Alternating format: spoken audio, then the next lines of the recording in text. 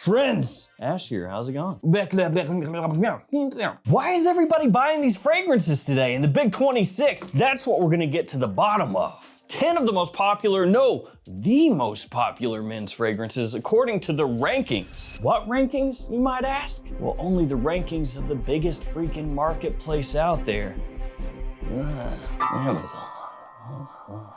It's amazing to me, bros. Like, I did a video not that long ago about eBay and all the fakes on there, and it is insane. Actually, I went back today and checked those fragrances that I bought. If you've seen that video, they're still available from the same sellers. Yeah, eBay did not care. They still up there. And one of those sellers, 99.9% positive feedback. Selling 100% fakes, and everybody buying them is like, what a good deal, wow. Why does it smell so weird? It smells like my hair is burning. Oh, that's my fragrance. I guess that's just how it smells. Positive feedback. But we're not talking eBay today. We're talking Amazon and everything that is selling there. These are the 10 most popular men's fragrances right now.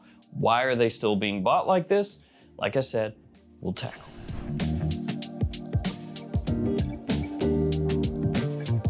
First off, the honorable mentions are actually just the fragrances I jettisoned out of the list. Bod, Blue Surf. Why did I jettison that? Because it's bod. It is a body spray. If you're buying this, I hope you're like 12. If you are 16 or older, and God help you, if you're like 30 or older and you're going to Amazon and ordering yourself bod, you got problems, bro. Please, stop.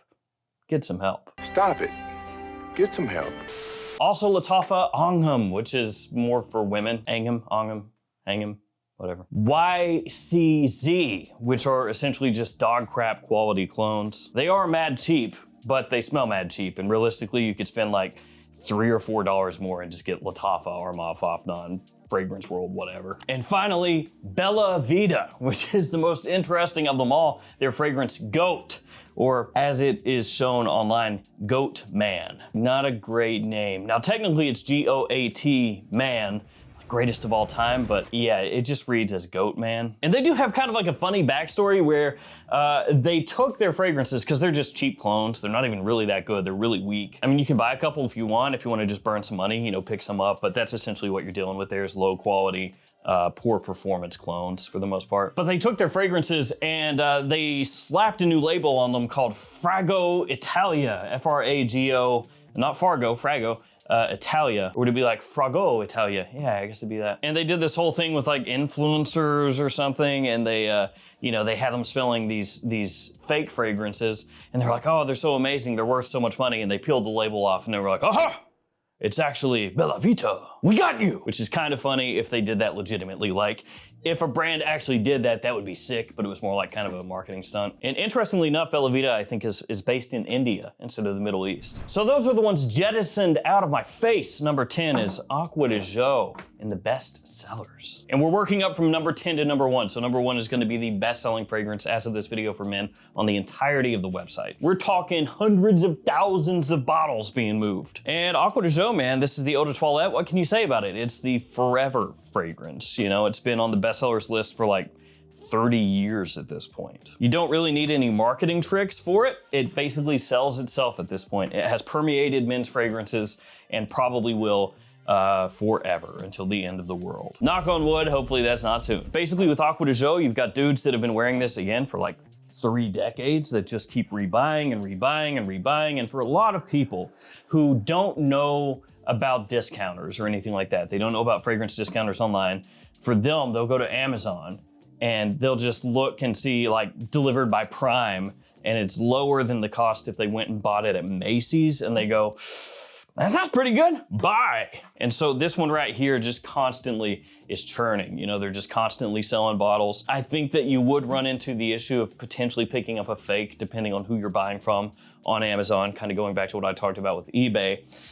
They don't have the most stringent quality control about what's getting moved through the marketplace. Now, if you buy something and you know for a fact that it's fake, a lot of times on Amazon, not always, but a lot of times you can, get a refund, you can send it back in, yada, yada, all that stuff. Kind of a headache, but you can do it. The problem is, of course, people who don't know any better, and then they get it in and they go, looks pretty close, I'm pretty sure it's good. And that's how you end up with a lot of fake bottles out there where people are wearing crap that they don't even know what it is, giving themselves skin cancer or something. Back to something more positive though, yeah, Aqua de Joe, number 10. Number 9 is YSL myself. Yeah, this stuff is crazy popular, even on Amazon, where people are looking for mad discounts and again, don't know any better about where they should actually shop. And this is the only real prestige price on the entire list, if you want to call it that, because this one was listed for $108.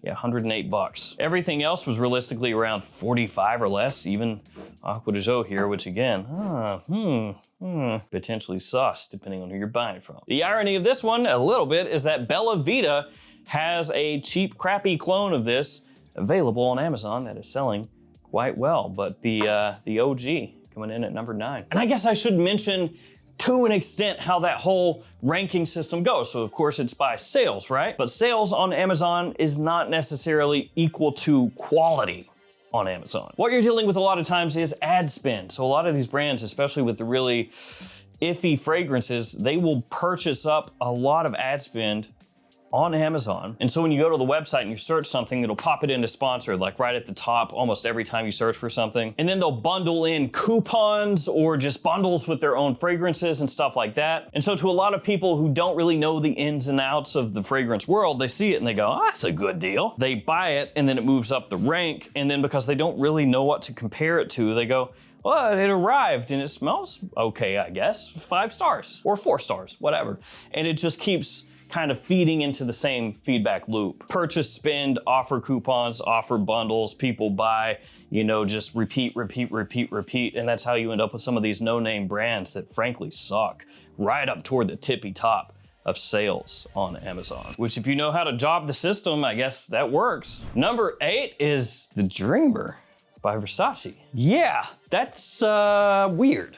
But there it is. Mid-90s floral tobacco fragrance from Versace. Actually one of the cheapest ones from the brand, which makes me almost wonder if some people don't just search up, you know, like Versace and they go, that one's pretty cheap. I don't know about that one. It does look kind of cool. Like if you don't know anything about anything, the bottle I feel like is pretty nice. Atomizer built in and everything, it looks good. The more well-known ones, Mano Fraiche, Aero, Still in Blue, stuff like that, they're at least a little bit pricier than this one. Now, to be fair, I actually like this stuff. I think it's cool. Really unique compared to most things nowadays. It smells definitely of its time. You know, you're not gonna get this sprayed on and be like, wow, it's a modern masterpiece. Nah, it smells like something from 96, but in a good way, but still, 96. A lot of people who've been around for a while are not really crazy into this one also. The opening can be divisive.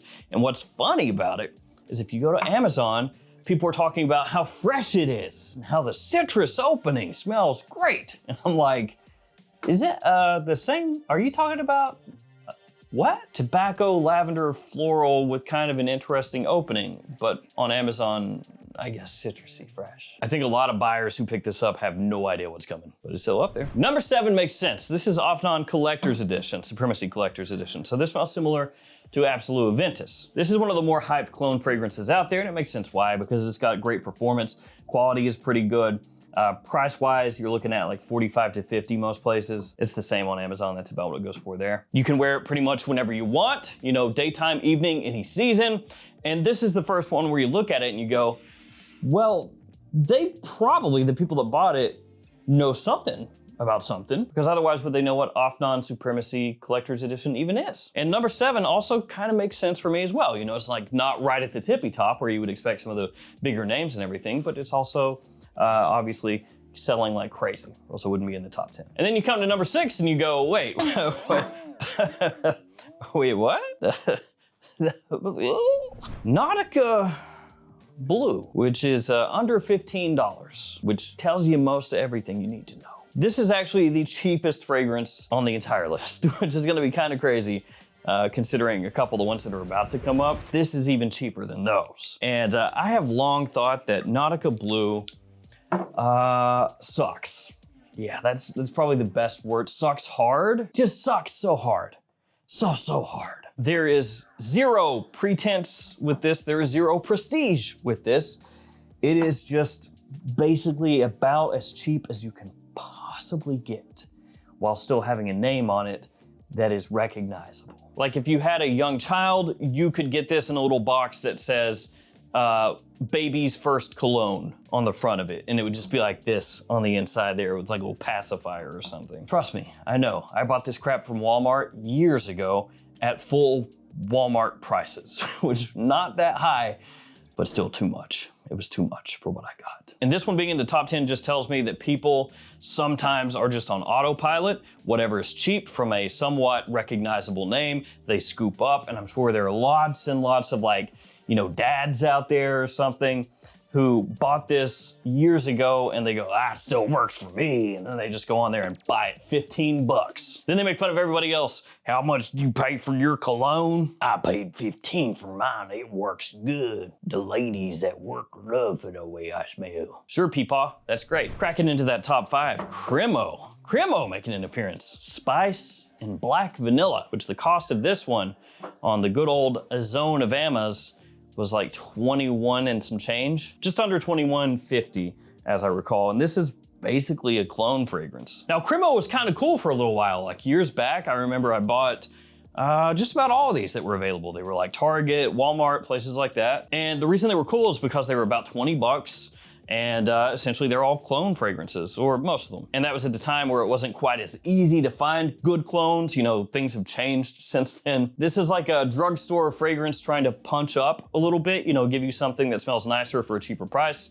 Mine has, you know, been around for a while, so it has aged and changed as far as color goes. It smells similar to Spice Bomb. And you could also use it as kind of like a Spice Bomb Extreme alternative if you wanted to as well. It's like right in that style. And, you know, compared to a lot of stuff that you could get nowadays in this price range, is it the best as far as quality? No, not anymore. Does it still work okay though? Yeah, could be worse. Top 5 best-selling fragrance on the entire site. It's kind of friggin' insane, but yeah, it's all right. It's all right. Number 4, Offnon, 9 p.m. Another big old Offnon release. This one smells like Ultramall. Kind of a sweet, loud date night fragrance. It's one that's gotten a lot of hype over the years, whether we're talking TikTok, Instagram, YouTube, forums, just everywhere. So it makes sense that this would be up there because it has been talked about ad nauseum. As far as the quality versus what you pay, 9 p.m., especially for people starting out, probably one of the best bang for your buck fragrances that you can pick up. So it makes sense that this would be up here. And it is kind of weird. It's like a strange lineup, you know? Some of these you see them and you go, okay, yeah, those make sense. And then other ones you go like, did they get lost? Like, how do they show up to this party? Who invited them? Like, what? That guy's eyeballs hanging out of his head. He needs to go to a doctor. Why is he here? Top 3, guess what they are? Yes, one of them is indeed Club de Nuit Intense Man. What a surprise. It's about 28 bones on Amazon, and this is just the original Club de Nuit. I mean, you know, at this point there are a few thousand, 100 million. There are a bunch. This is gonna give you those Aventus vibes at like 1/12 the price, essentially. And this stuff here is kind of like what Bella Vita is pretending to be. So Bella Vita is like, oh, we're doing good stuff. You see us ranked up onto the Amazon there? Real good. People like us a lot. And then you actually look it up and the only people buying Bella Vita are people that don't realize they shouldn't be buying Bella Vita. And also this does go to show a little bit that what most average fragrance buyers are buying, you know, people who maybe don't know as much as maybe they should before they buy something, is stuff like this, cheap stuff that they think that they can smell really nice wearing. Which there's no harm in that, right? You shouldn't spend insane amounts of money anyway if you don't know exactly what you're buying. So Club de Nuit Intense, Aventus on the cheap. Number 3, what is number 2? Hawass. It's Versace Hawass. Dude, I just had a great freaking business idea. Hear me out. Hawass flankers. It could be huge. It could be absolutely huge. If Versace would just release some Hawass flankers, I think it would be insane. And to be fair, this one, the original, you know, it's been popular for what, like going on a decade now, I think? It smells similar to Invictus or Invictus Aqua with its own Hawass twist. And it still is one of the better, again, going back to what I said here, bang for your buck fragrances if you're just getting started out. Great versatility, great performance. You can wear it whenever you want, and it's not gonna cost you that much money. Now, a couple bonus fragrances that almost made it, just like the first one's out. 2 are moths, actually. Club de Nuit Untold, which is their Baccarat Rouge 540, similar smelling scent, and Mandarin Sky, which smells like Jean Paul Gaultier Scandal. So what could be the number 1 after all this time, after all these years, the scent that still gets purchased and repurchased and repurchased and repurchased more than any other, to the point that it absolutely annihilates every single other fragrance for sale for $17. Voyage. It is the people's fragrance, the people's aquatic. Over 153,000 ratings on Amazon. And you may say, well, what does that mean? I don't actually really know, but I can tell you, Club de Nuit Intense Man has 105,000. So almost 50,000 more for Voyage compared to the biggest clone fragrance of all time. That's a lot of friggin' Voyage. It is the legacy autopilot purchase, obviously, for too many people out there, going into gym bags, crappy presents for people you don't like that much. So I don't know that the #1 spot here is for hype or quality, more so than just habit at this point, but there you go. So if you ever wonder to yourself when you're, making a purchase or smelling fragrances, like, what am I competing against? I wanna thank you guys for hanging with me. Stay safe out there, take care of yourselves, and I'll see you tomorrow with another fragrance video. See you guys.